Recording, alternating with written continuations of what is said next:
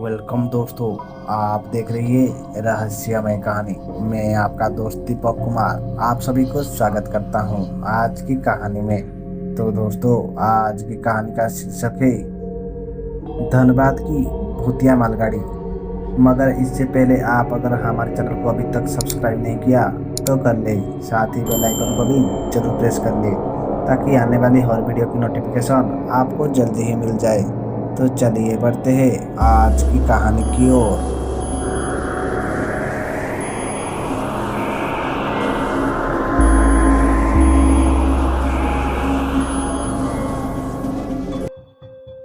तो दोस्तों, ये कहानी है संजय जी की, जो बताते हैं कि जो मैं झारखंड के धनबाद रेलवे स्टेशन से मालगाड़ी लेकर रवाना हुआ तो उस वक्त रात के 1 बज रहे थे। मालगाड़ी के अंतिम बोगी के साथ लगा मेरा गार्ड रूम रात के वक्त वैसे भी काफ़ी डरावना लगता था, और डर उस वक्त कहीं ज़्यादा लगता जब कभी मालगाड़ी किसी जंगल में खड़ी हो जाती है।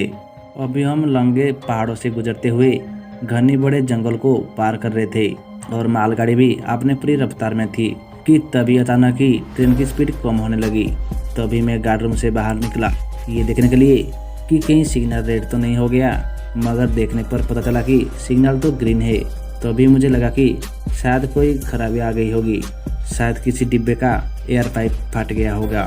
इतने में ही ड्राइवर साहब ने मुझसे वॉकी टॉकी से बात करते हुए कहा, सुमन जी जरा देखना कि किसी डब्बे का एयर पाइप तो नहीं फट गया है।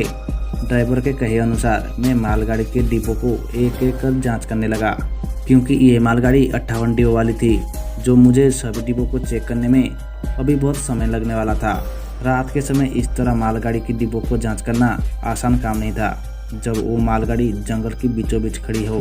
खैर, अब तक मैंने काफ़ी डिब्बों की जाँच कर ली थी और अब तक सब कुछ ठीक था। डिब्बों की जाँच करते करते मुझे अब ठंड महसूस होने लगी थी।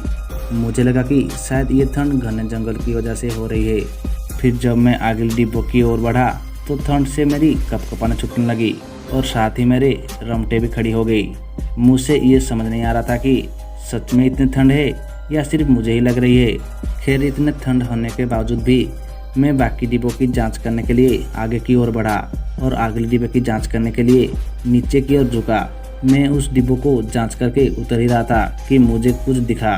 जब मैं टॉर्च की रोशनी उसके ऊपर डाली तो उस डिब्बों से कुछ टपक रहा था।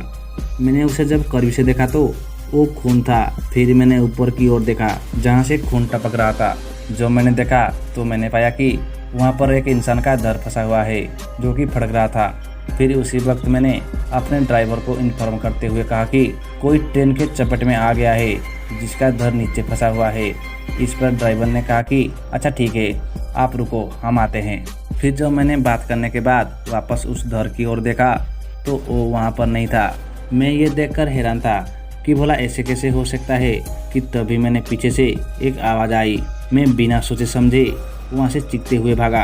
भागते हुए मैंने ड्राइवर को बता दिया कि यहाँ पर कोई एक्सीडेंट नहीं हुआ है, अगर अपनी जान बचानी है तो जल्दी से मालगाड़ी निकालो। वो मालगाड़ी चलने लगी थी और मैं अभी भी अपने गार्ड रूम की ओर भागे जा रहा था। जैसे तैसे करके आखिरकार मैंने अपने गार्ड रूम की डिब्बों में चढ़ गया और अब तक ट्रेन की स्पीड भी काफ़ी बढ़ चुकी थी। उस जंगल को पार करने के बाद हमारी ट्रेन तेतुलमारी स्टेशन पर पहुंची और उसी स्टेशन पर हमें पता चला कि अक्सर उसी ट्रैक पर गुजरने वाली ट्रेन अपने आप ही रुक जाती है और फिर कुछ देर बाद अपने आप ही चलने लगती है। कहा जाता है कि उस जंगल के ट्रैक पर ट्रेन के चपेट में आकर काफ़ी लोगों की जान चली गई है, जिस वजह से वो एरिया हॉन्टेड हो गया है। तो दोस्तों, कैसी लगी ये कहानी कमेंट में ज़रूर बताना। इस कहानी में बस इतना ही। कहानी अगर आपको अच्छी लगी है तो लाइक शेयर सब्सक्राइब। मैं आपका दोस्त दीपक कुमार मिलता हूँ फिर एक नई कहानी में। तब तक बाय एंड टेक केयर।